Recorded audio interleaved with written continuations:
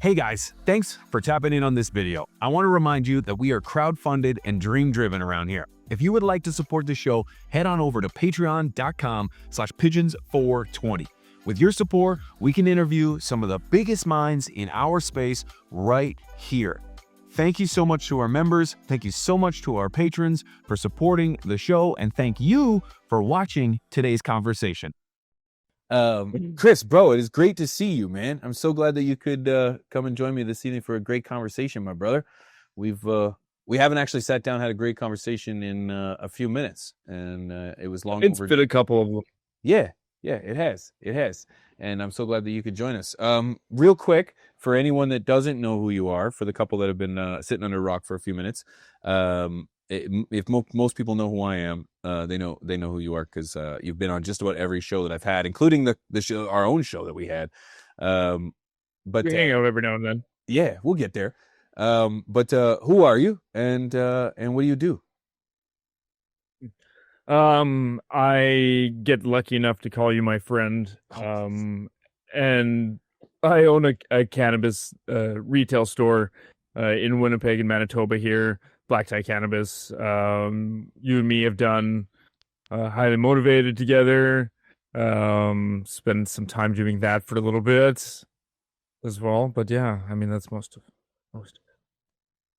It's been great. It's been wicked. And yeah, you have your own dispensary. Aside from the fact that you're a husband, a father, entrepreneur, doing all the crazies, you do have your own dispensary, Black Tie Cannabis. And how many years has that been now? 3, 4? Yeah, well, we've had the license for about 3 years, and I've had the store for about 9, but yeah, we've had the store. Yeah, had the store for about 9 years now for the cannabis license. Yeah. Oh my God. Originally as vaping, and then added on the cannabis once the licensing became available, and they opened it up, and we got the opportunity to go for that. Yeah, and you hopped on that so fast. I remember the conversation while we were transitioning from an illegal to a legal market. I remember the conversations that we were having in regards to the future, and how you were like, you know what?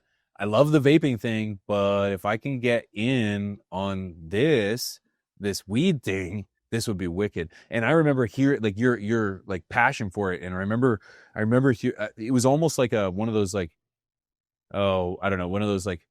it's a dream. It's one of those fantasies almost. It was the thing I wanted to do in the first place. Yeah. The idea of getting into vaping was this is kind of close enough to the idea I would have for doing retail. And then I got the opportunity to actually do the thing, and we got really lucky too. In Manitoba, we have mixed use licensing, so you don't have to be a straight cannabis retail store. You can sell other things. So I had the ability to add it on to my existing business. We didn't have to stop selling everything we used to or anything. So that was also very handy. Yeah, that's huge. That's huge. And watching you over the years as the store has evolved, you have evolved, your awareness has evolved. It's been a wicked journey to watch you just take it all in.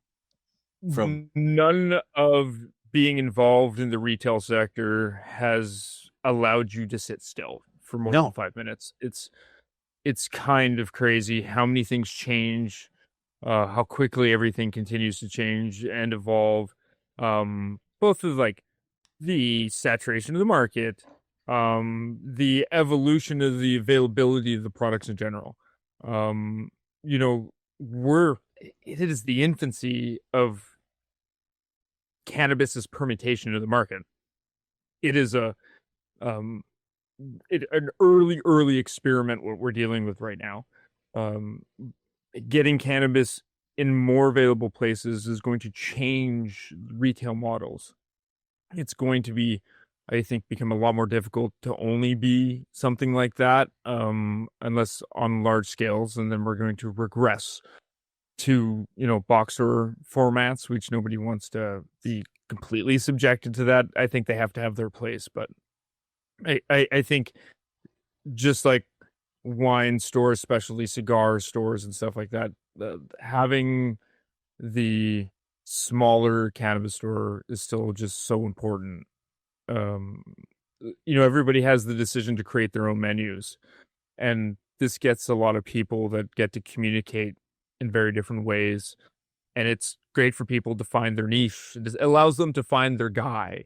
It's not just transactional, and kind of trusting the person you're talking to, and that's important for people to have somebody to reference with. And I got to be honest, how does it feel to sell people herb legally? You are a legal drug dealer. How does that feel? That's got to be an incredible Professional feeling. drug dealer. Yeah, I get to tell people that. It's fun. It's it's crazy liberating, and being able to again play in such a very young space, as you're fully aware, is it's interesting because, like I said, everything's changing all the time, and you're getting to see the evolution of the product. Like when I got my license, the quality of the flower that was available in the market was subpar at best. Like there was a lot of trash. The criticism that was taken in the early days was, well suited. That's not the case anymore. There's like too much good weed now. It's you can hit a 30% THC on a board with the dart, and you're on a menu. Like everybody's got it. It's so it's really kind of become an interesting thing where you're now getting to educate guests on, because potency's gone up so much that you're really getting to point them in directions of where they want to go with things. Now, people are more educated on terp percentages as a buying point instead of just THC percentages alone. Stuff like that wasn't happening 2+ years ago. And it's just had to make the overall market evolve, and the consumption of products, how they're consumed too. Like even with edibles, early on, just those straight up THC ones was what everybody was after. And as things have evolved, it's way more of like the 1-to-1, 2-to-1s or higher ratios of like CBD, CBN, CBG. We see way more of that stuff. And so it's just kind of neat to see how that evolves, how everything continues to change. We went legal in 2018, right? And then you had your shop in 2018, right? No, not same year. Or I mean, like, you had the shop before, but when did you get? We had the shop. When did you get the permit for herb? Was it like a year later? 2021. Oh, really? It's been that. Yeah. God, I get it so conflated. But it's still been three years. Just post COVID. Yeah, it was like it was. Really? You were post? Oh my God. Funny how COVID messed with all of us, bro. Right? Yeah, like it's been a few years. Yeah. It's been a few years. Yeah, man, COVID messed with me. Yeah. And I get my time frames are all messed up when I start to think about that. But so my point was you've kind of seen a little bit of a change in the game over the course of the last few years. Has it gotten better? Has it gotten better? Like the quality of the product, the variety of product? No doubt. Yeah. Quality and variety without a doubt. We've got way better quality of like literally every single category. The demand for the market to like produce something that was going to hold up was there. Like again, a lot of the early stuff just didn't hold up, and nowadays like there's just such incredible flower, and so much of it is like legal brands that have come over, like Sweetgrass out of BC. Crunch berries is one of my favorite things about being alive. It's not even like their most popular, award winning and all that stuff. There's there's so much of that now. And then even with, you see a lot of the bigger producers that were growing their stuff and weren't doing well with it just started buying and repackaging. So they're buying better stuff. It's just under a bigger brand's name now. So like even that stuff's gotten better.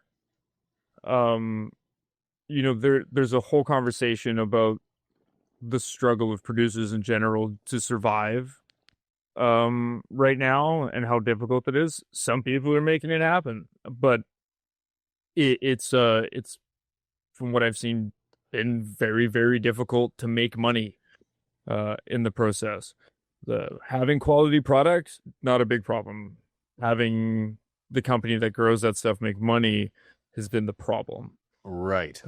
That's been the big issue. Bro, I don't know about you, but allegedly when I was a kid, I may have tried to peddle a little bit of marijuana. And the big thing that I learned is, bro, there's no money in it. You can smoke for free, bro. Like that's kind of where it's like, maybe it's, you give yourself not enough credit for the skill for what you produce. Like, here's the thing. In the retail market, do you know that like flower continues to drop in sales as a category? Because the top categories are easy and accessible. Yeah. They are pre-roll packages and they are vape carts. And that's the thing is most of the open retail market, man, are not that type of person. Their consumption ratings and such are of that of convenience. And that's why like the future of gas stations selling you packs of pre-rolls and stuff is there because of the fact that that's where a lot of the market is. A pack of gummies, a pack of pre-rolls, they don't really, the price per gram has become very comparable nowadays for a lot of brands. So it's for most people, they're just paying to pick up pre-rolls every few days. Yeah. And when you're dealing with a market where most of the money is in categories like that, it's like you're saying, like it's kind of a little bit more difficult for those bigger producers because you're not even getting the dollar for your quality eighths anymore and stuff like that.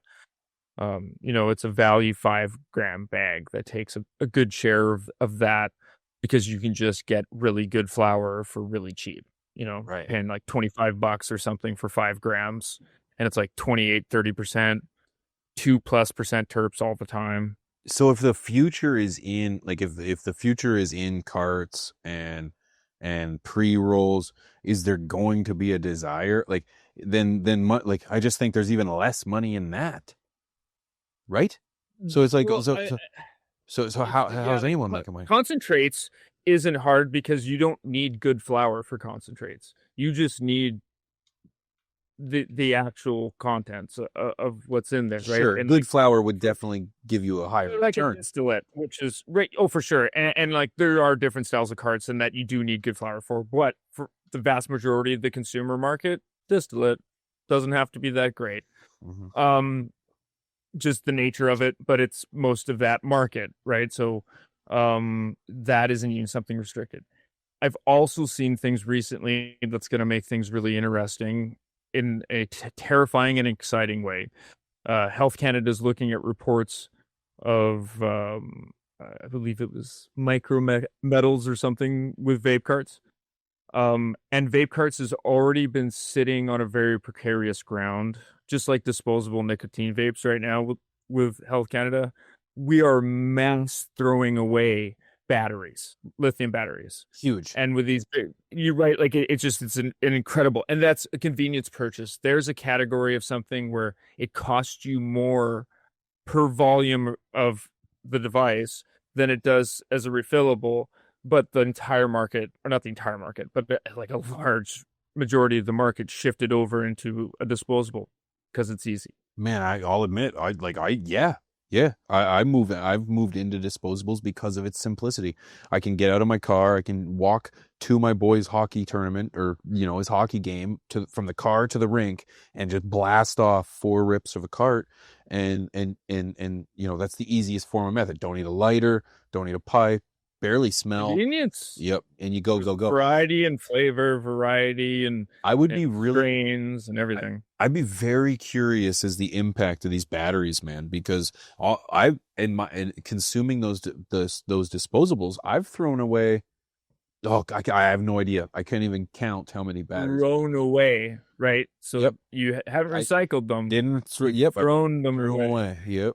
Yeah. And that's the vast majority of how no, I didn't. They're getting. If the internet's going to hold me accountable, so, no, I did not. I disposed of them effectively and efficiently every single time. Yeah. You can drop off your used disposables at Black Tie. We take those to electronics recycling, just so you know.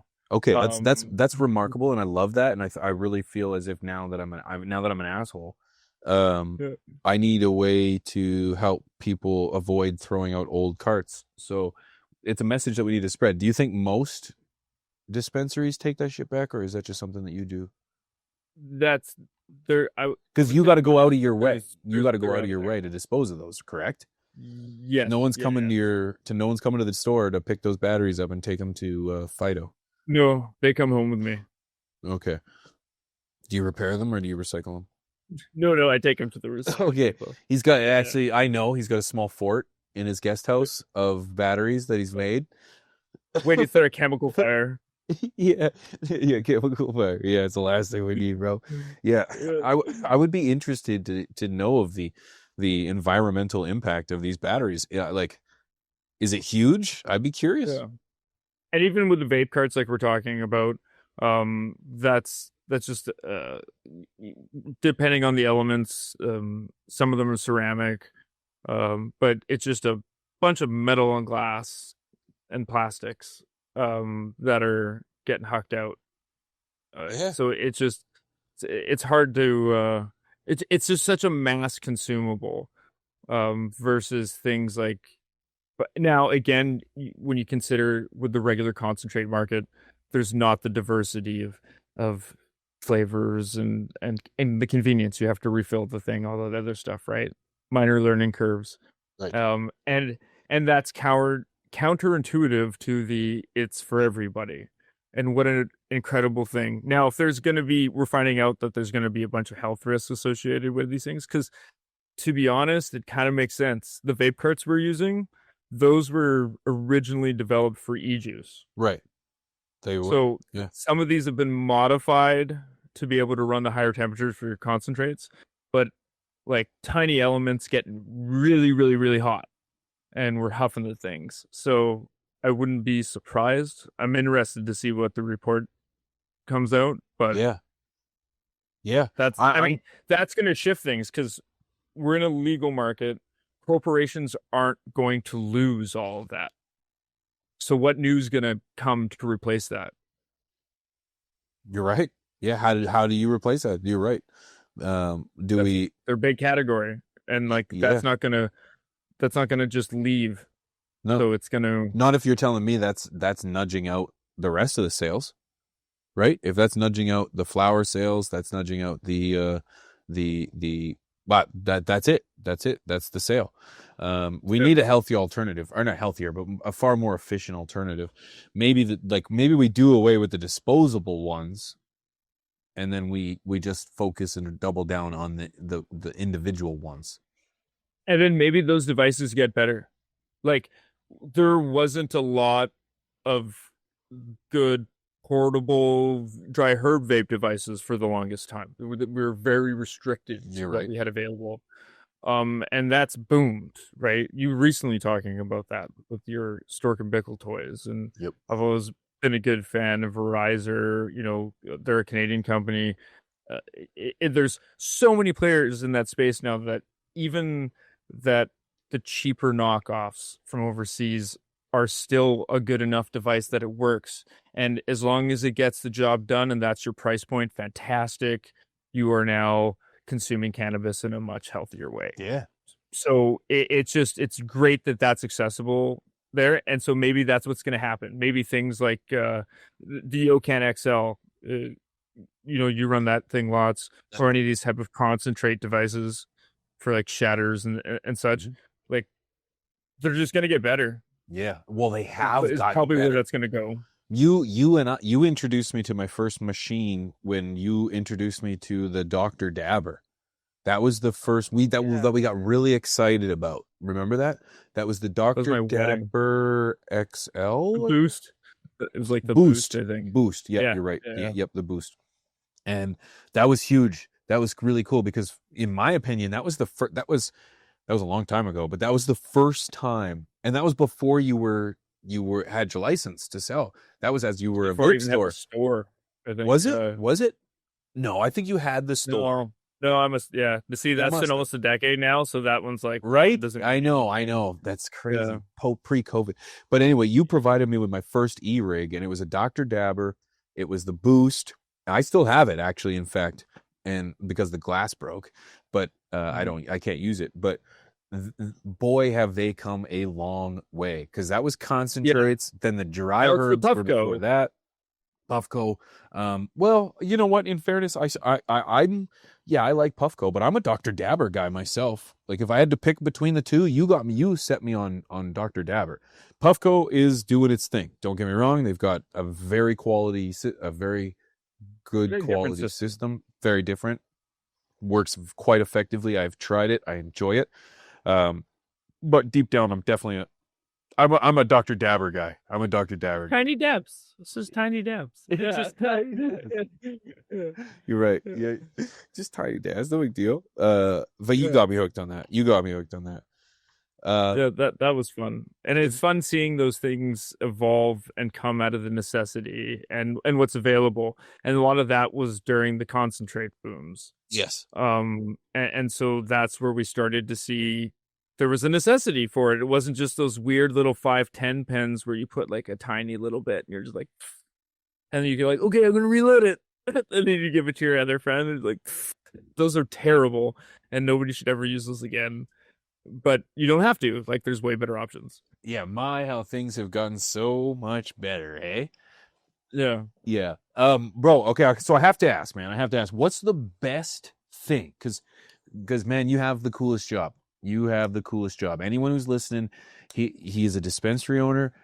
What do you do to the new product? What's the new product? You test it, right? You test all it. That smile right there. He's like, yeah, damn right, I do. What's the best thing about being a dispensary owner? Anything and everything. What's the best thing about it? What's the best thing about being a professional drug dealer? Free coffee. Free coffee? Yeah. The people bring you coffee? No, just at work. Which, it's not Black Rifle coffee. What is the name of that? Sorry, I ask 100 questions at a time. What's the name of that coffee that you had in local stuff? We now sell coffee too, actually. Oh, you have your own coffee? Fresh bean. I'm working on forget about that. Our own beans, but forget about that. That's the whole thing. But that Sheepdog, no, they're a great Manitoba company as well too. They do nitro cold brews. They're incredible, and barbecue seasonings, which are also quite delicious. Yeah, that's welcome to the prairies. They specialize in coffee and barbecue seasonings. Let's go, baby. Let's go. Yeah, California coffees. Yeah. What's the best thing about being a dispensary owner, bro?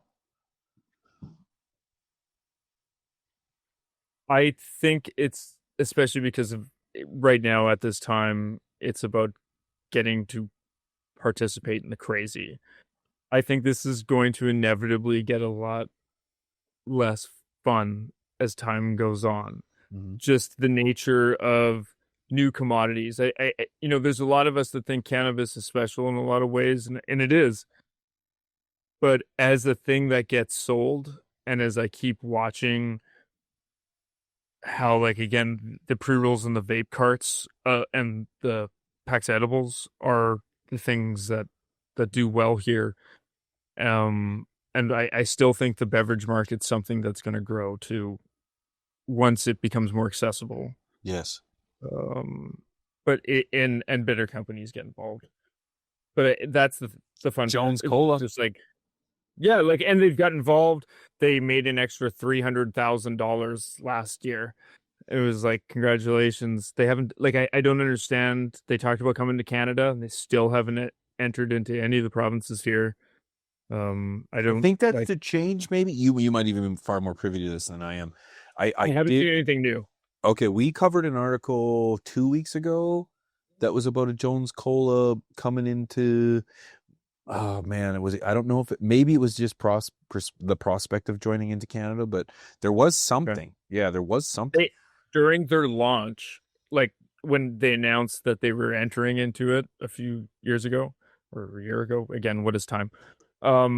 They did say that like their intention, they were going to start in California and their intention was to come into the Canadian market. God, and then I hadn't heard anything since. Yeah, well, they've got they were doing like a So Delicious style gummies, right? And then on top of those drinks, and I think that you add that and have those things inevitably be available to drink at like a Jets game here, bro. Yeah, or just out at a restaurant or anything like that. Like it's just going to be a thing. And those are the like we're even in this province we're reviewing consumption lounges now. Like there's all these pieces are going to continue to get pushed at and asked for because everybody wants it. And that again, that's the fun part. That's the fun part is participating. I enjoy participating in the crazy and trying to get to define what's happening here. And then watching other great people do fun things too. Yeah, bro. Like you and I are in it. You know, like you and I are in it, and I totally agree with you when you say, when you mention what's the best part about it is being a part of the crazy. You and I have talked about this, and it's like we already jumped that first hurdle where it's like getting in. You did all the bureaucracy, right. You got all the paperwork done. You've jumped the hoops. You did what you needed to do, and now you're in. You're in. You get to participate in the crazy. And I feel like as someone who's also in just a different segment of the very same industry, it's the the evolution of what's been happening has been so exciting because to see the participants now, to see the businesses, to see the product, to see the involvement from the community, that is incredible.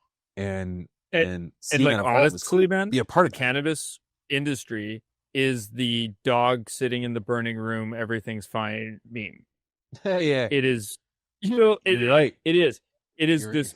Right. You know, all these big, massive trading companies are shutting their doors every other day, and so are the little guys, and so are the medium guys, and that's in retail, and that's in production.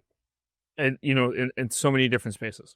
So it's just you're always just like, it's fine. You know, having the time of my life. Having the time of my life. Yeah. Yeah. It's interesting, you know, as you learn, you know, maybe people that you're like, I don't know if you're gonna do well, and they're just killing it, you know, because your early understanding of how this market was going to develop, and there was a lot of this. You know, it was even me being naive of not thinking that convenience was going to win out when I was watching it happen in another sector. And I'm like, no, weed this is how we smoke, right? Like these are things. This is like what we do. Even accessories, I'm surprised we sell them, but I thought we would be so like it would have been a bigger driver of a category than it is. And it's just because most new people are buying bongs. Yeah. You know, people that you're either maintaining what you're dealing with, right? But it's not, nobody's picking up and starting from a bong right away because they don't have to. Right. I mean, grandma can start day one ripping 90% concentrates. It doesn't, the barrier is just it's good, so easy now. It's like yeah, exactly. Like, look, it's available for everybody in so many methods, and it's fantastic. You want capsules, you want whatever it is, you know, suppositories. We just got a company that was listed in the province, and they have popcorn and beef jerky, and I mean, we've already had sugars and creamers and stuff, but they have that stuff too. What else do they have? There's a whole bunch of confectionery, like, but it was just kind of, chips, and the chips were made in a chip factory that my wife likes. But I can't remember. I'm gonna go to Mrs. B on this one. What's the chip? No, right. She's got me. It's delayed. I think she's like listening to us in the headphones. Oh, yeah. She's there, the manager here. Yeah. No. Oh, Yeah. right. She's noticing. Oh, yeah. Mrs. P was like, "You want me to text her?" She'll clue in. You'll get it in a second. She'll be yelling it in a Miss second. Finelli's or something. Oh, Miss Vinny's. Miss Yeah, Miss Vicky's. Miss Vicky's. Yep, Yes, yeah. So it's made. They're made in the same factory, but they're infused. Okay. And so it's like, dope. I was like, yeah, like Because Miss what a- Vicky's is a kettle cooked. Right. Yeah, it's not them, but it's made by the same factory that makes them. Right. Yep. I got you.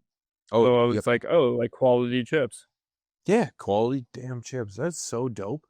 Yeah, man, Yeah. it's such an exciting time. But And you would offer. province. Go ahead. Sorry. No, you go ahead. No, I was just gonna say that in this province, we can convenience stores and stuff. We have licensing and such available for them to be able to sell cannabis. So, like, there's already this one that's downtown in our city that has, kind of, they very early on pivoted from just being cannabis and started bringing in groceries, and they ended up working with the co-op program to provide their groceries, and they're downtown in a grocery desert, right? Like they're servicing an area that desperately needs these type of things anyways. And they're removing like a barrier for people, right? And even in an age gated environment, whether they keep that or not, they're able to like provide this multi-service and gives the diversity, and then it things like that get to help with the saturation that's going on. And also it's just, I think these like, that's the future where like cannabis is just going to be everywhere, right? Like it's going to be, we talk about like, oh, booze might be in grocery stores. Weed's already in grocery stores. Superstore already does it. I actually think they closed that one location, but like it's a thing. Gas stations are getting it. It's just going to be everywhere, and like we don't even have that with booze. I know. I totally agree with you. I totally agree. And it's only a matter of time. It's getting more exciting.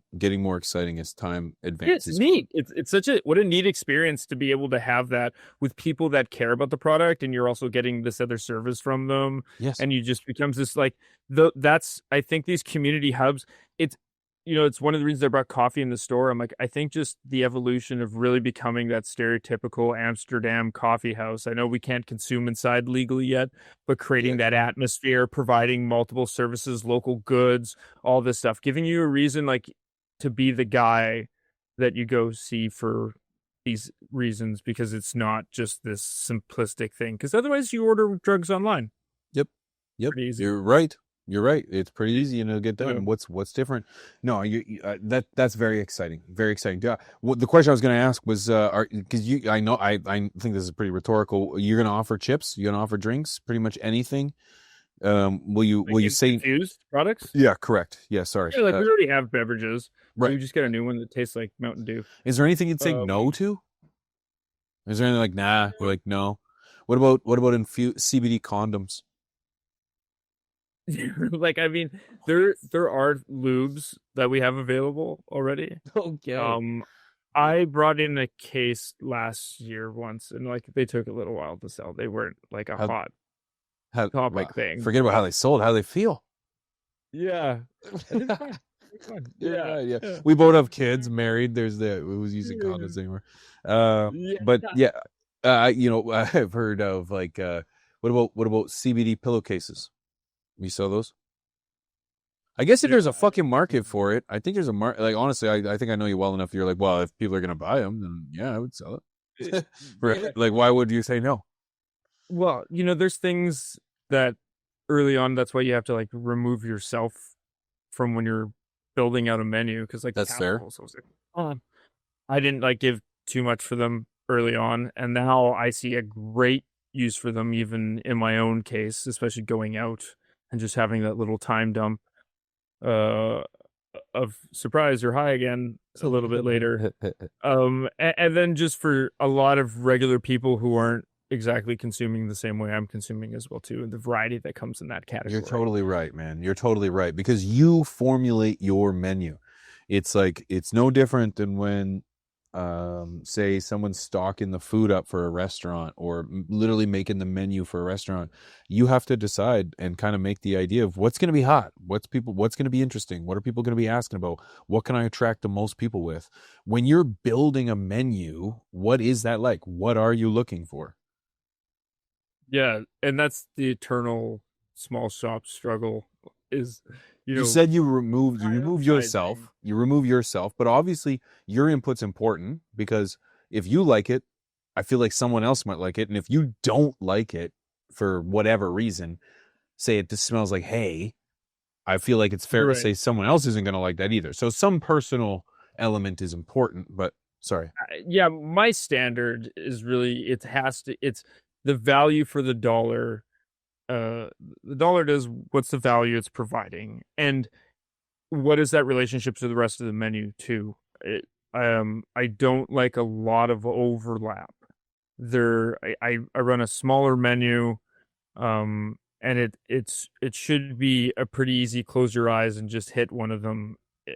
If you just don't care, if you're looking for something specific, then we can kind of run through it, but it's more about making sure that the people that have $5 in their pocket have something, the person that's like trying to leave with the value purchase, the I want the prettiest looking buds purchase, the right, like trying to cover all of those bases and make sure that everybody has an opportunity to get the same thing.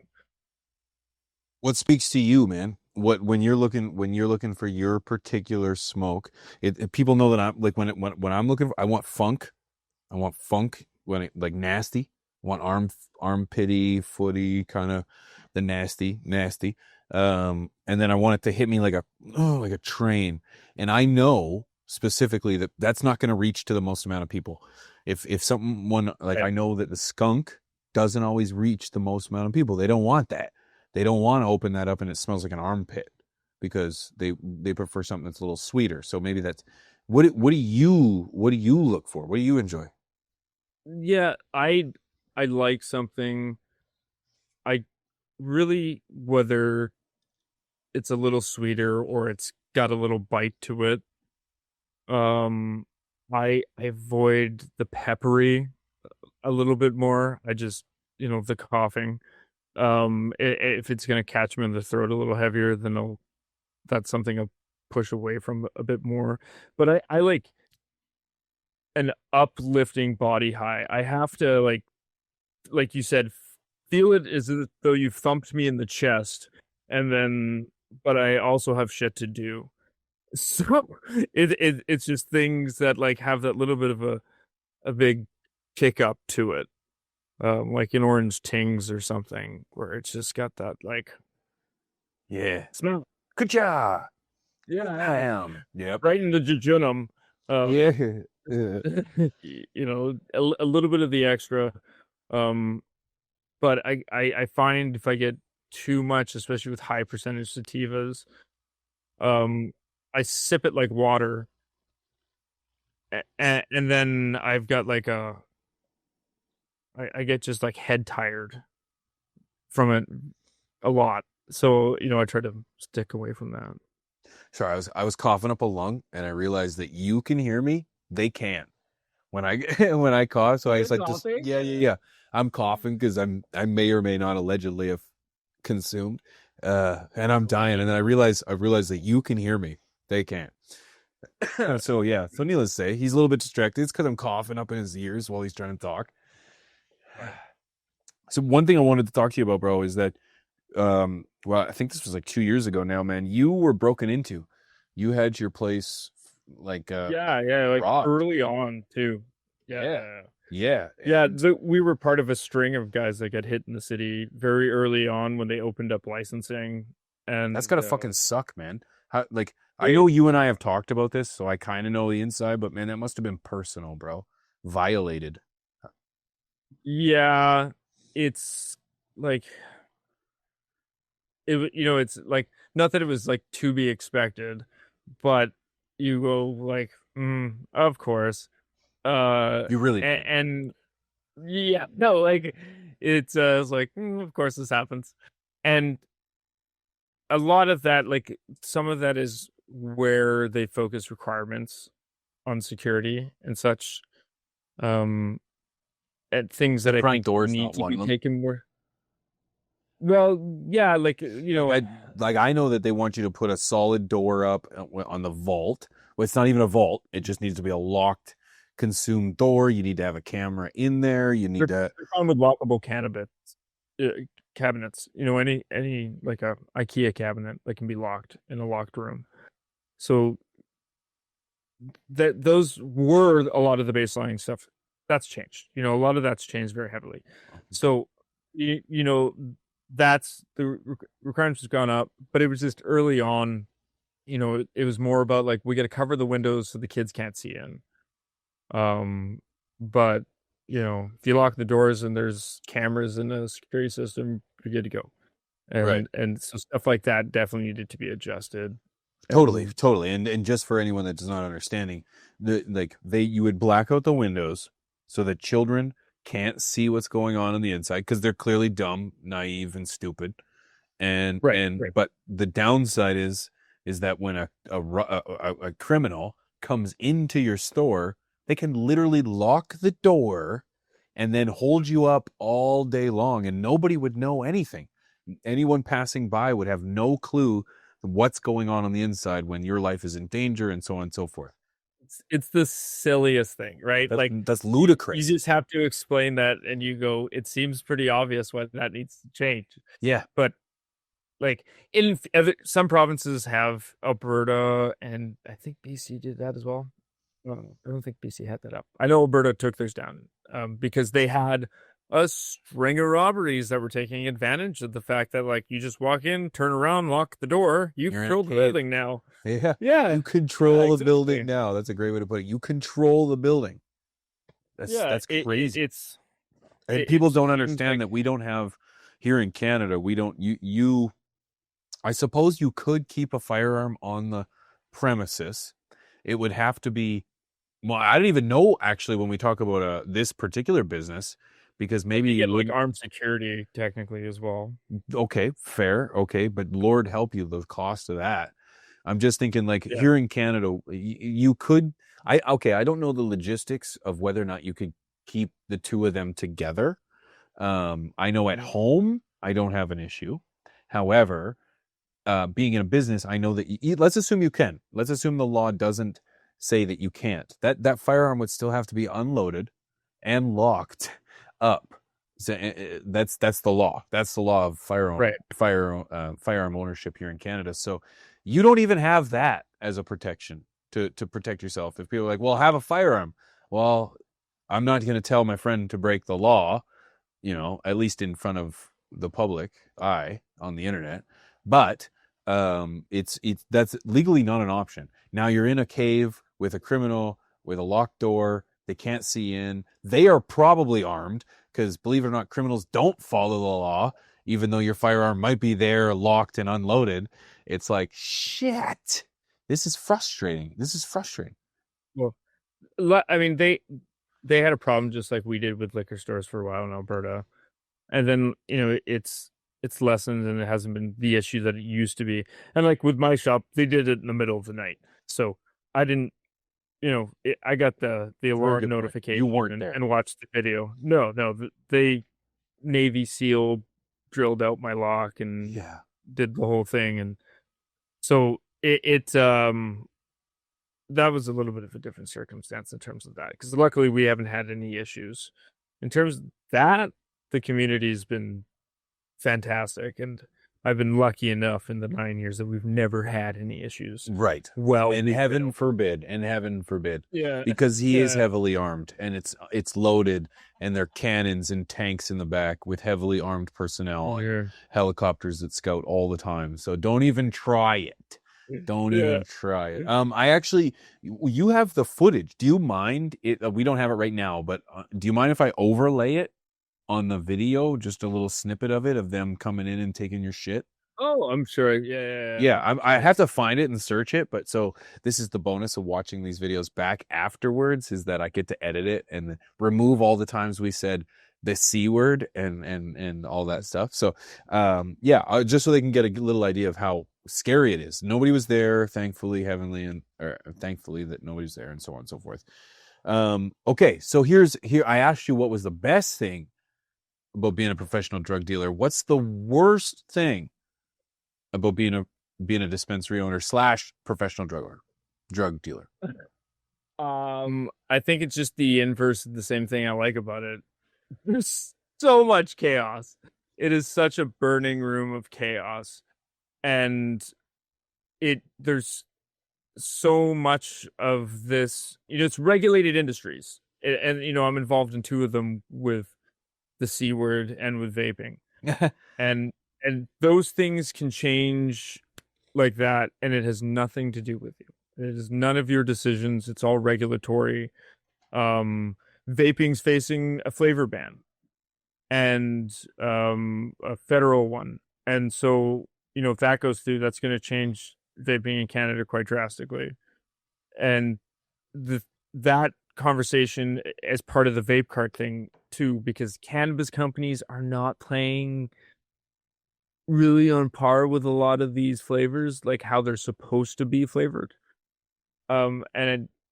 There's a lot of conversation because the category is incredibly popular, and so they're looking at it, right? And they're going like, "Hey, how are you making this taste like root beer with natural terpenes and all that fun stuff?" Right.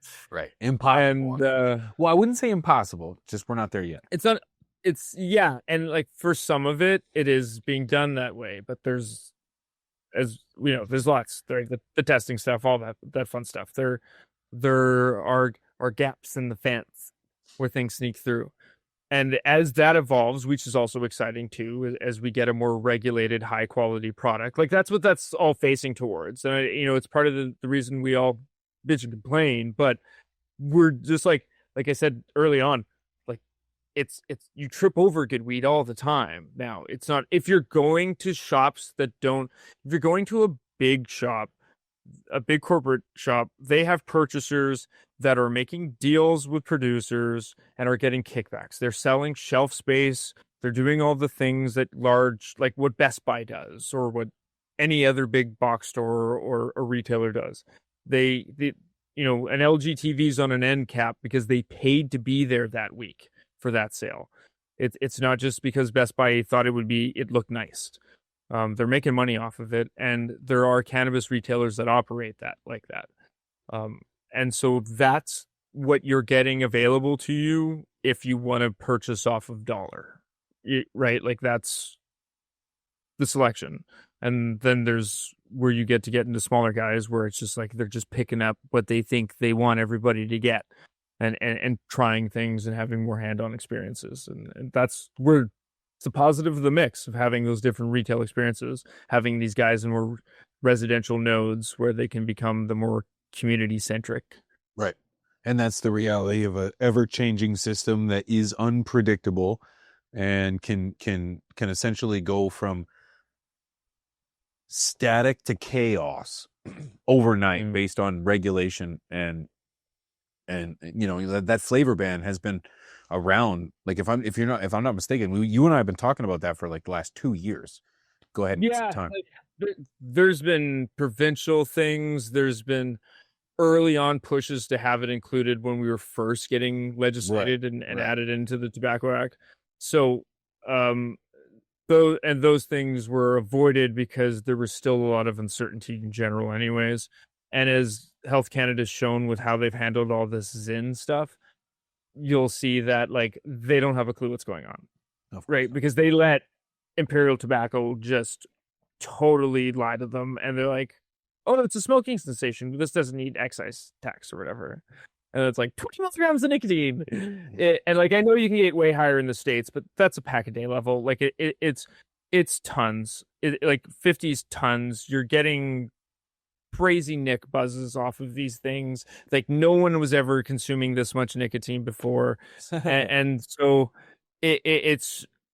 it's just insane, right? We've just taken this thing to the other levels, and those are some of the, the lesser knowns and such. So, and Health Canada has just let them bring that into Canada without getting it excised and such, and making it just like e-juice is or cigarettes. So they got to surpass all that, and then like they're quoted being like, "We were duped, by Imperial Tobacco," and it's just like, how though? Did you even look at it? Did you not pay attention? Did you ask any questions? Yeah. No. Was they're being allowed to make money. millions and millions of dollars off of this? Yeah, like they're making millions and millions of dollars off of this, and the Canadian government's not getting a dime for it, outside of regular, like retail tax. But they should be. It should be excised to be on par with the rest of it. Why not? Of course. If we're playing within the system, it should be participating in it. Of course. It only makes sense. Let's include it like everything else. Now you mentioned, to cap on this, because I want to start, and on a positive note, when it comes to the future of products, where do you mention the cart? You mentioned pre-rolls. You mentioned not necessarily needing the premium product if you're going to do concentrates, because it does the job. Where do you see the future of products and the primary mode of consumption based on sales? So based on what you're seeing for people's consumption, where do you think the future is? It's going to be between carts and pre-rolls. Like, I mean, those are going to be, it is going to continue along these convenience paths. We'll see how the science and everything of carts continues to play out. But it's the combination of those things too, like infused pre-rolls. Again, you're giving access of these nuclear bombs of things that took us learning lessons and the ability to roll in general, let alone knowing what to do with your keef and all those fun things, or add in whatever other extract you're adding to these infused pre-roll distillates or what have you. And it's, ways to add flavor, all this stuff. It's so convenient, and so much of the stuff now is good. I know we like the blunts that is just, me and my wife just smoked a 1 gram, and it's those heavier wraps. It's not the tobacco leaf wraps, because they can't combine the two here as part of the law. It's currently not allowed to have them both in the same package. So they're, other types of wraps, but hemp leaf and such. And so you get, like, it was a sample, but you just pop the thing open and then it's there. And then we smoked it. Yeah. And then I came on here, and that was a sample situation. And it's not like I don't roll those things for us at home, but it's hard. That one tasted like root beer. Yep. I didn't do anything. I just opened it. Right. No, I don't disagree. How is that not the future? Like, that stuff's going to continue just to get better. Flour is going to continue to get better. That stuff's going to be available for us. My jet's not going anywhere. I don't think it's that they're dying off. I just think that we're also bringing in so many new people that didn't consume before, and we're giving them more options than we ever got to play with originally coming into it. Yes. And the healthy person's not going to pick the bong. You're absolutely right. You're not. They're not. You're right. No, and they shouldn't. In fairness, it's not even the best value proposition, right? No. Like, when you compare to the other types of products that are available, right? And I'm trying some of these vapes lately. Some of these ballless vapes and stuff, I don't understand, are wicked, man. Like, they are kicking in the face. So it's like, yeah, you know what? Convenience is going to win. And I do think you're right in regards to pre-rolls, carts, and so on and so forth, because it's convenient. It's easy. Take it and leave it. I've had a few, shout out to Jesse from Toba Grown. I had a few extra pre-rolls in my chest pocket, and I've been smoking them outside my boys' hockey game. When we all go outside the rink, I don't care what anyone thinks. If they're all sparking up cigarettes, I spark up a joint. And I just smoke it right there, and it is what it is. I love that, and I love the convenience of just pulling out a pre-roll that's already ready to go, and just go.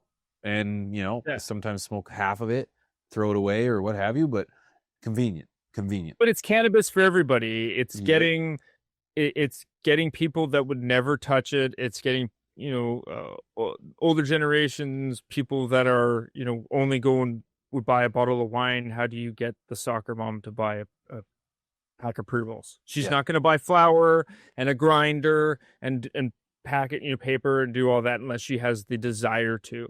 But she's going to come in and buy a pack of pre-rolls or a vape cart or gummies. And she should. Right? Like it should be easy. The business guy, same thing too, right? Picking up a 6-pack of beverages instead of drinking because he's like tired of waking up on a Wednesday because it's playoffs. Yeah. And he's hungover. Right? Like it's just there's alternatives and they can fit better into people's lives, and it's more weed. Hooray. It's more weed for more people, brother, and that's what I like, man. That's what I love. And you are at the forefront of making that happen, brother. Making that happen, man. If there's somewhere that people wanted to reach out to you, because for any reason, where would they do so, my man? Really through like Black Tie, Charleswood on Instagram's a good way. You can hit me up.